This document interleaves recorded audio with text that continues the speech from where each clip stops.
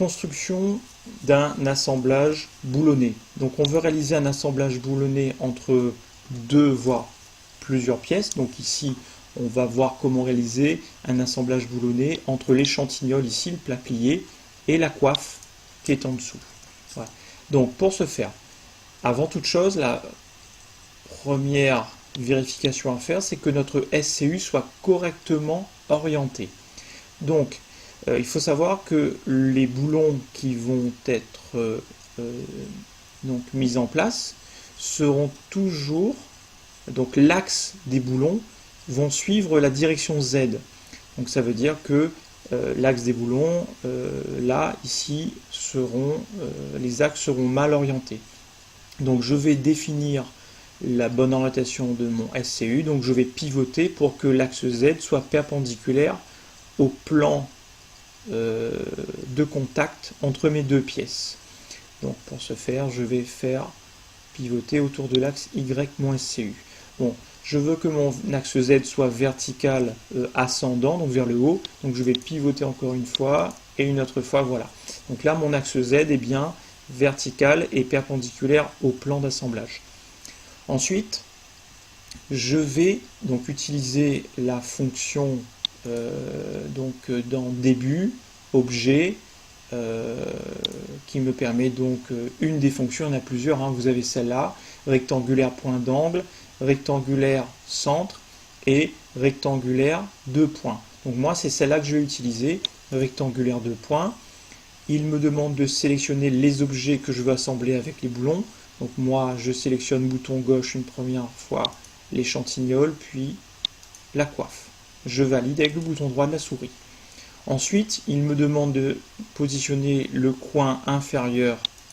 Je clique là-dessus et je vais ensuite donc utiliser. Alors, je vais me positionner ici en dessous pour lui montrer donc le rectangle à l'intérieur duquel je veux positionner mes boulons. Voilà. Donc là, je vais dézoomer. Voilà. Donc là, mes boulons ont été positionnés, mais pas correctement. Je vais dans un premier temps choisir le bon diamètre. Donc moi, je vais prendre un diamètre 12. Ensuite, je peux régler les autres paramètres. Moi, je vais laisser comme ça ici. Bon, vous pouvez régler la tolérance du trou. Voilà, vous pouvez régler aussi la qualité du boulon. Bon, on va mettre une qualité 6-8. Hein, ça sera largement suffisant, d'autant plus qu'on en a 4. Et ensuite, je vais régler les distances. Donc moi, j'en ai bien 2 suivant l'axe des X et 2 suivant l'axe des Y.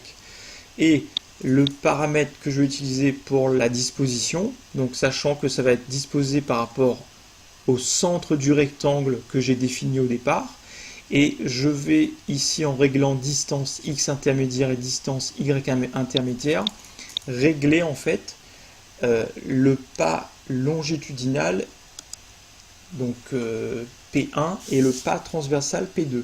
Donc moi, je vais mettre des pas de 50 mm dans les deux directions. Voilà. Ok. Donc là, j'ai terminé le réglage de distance. Et bon, après, je vous montre. Hein, donc là, vous avez différents types d'affichage des boulons.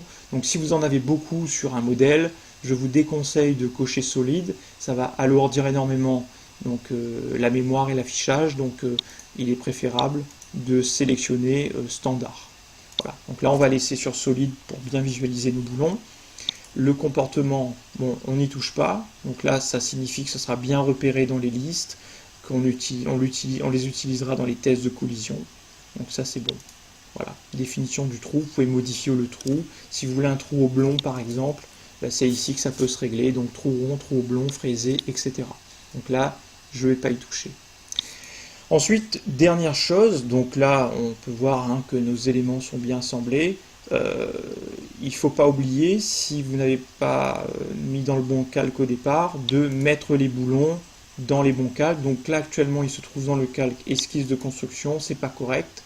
Je vais donc les déplacer et mettre donc mes boulons dans les calques nommés boulons. Voilà. Ok.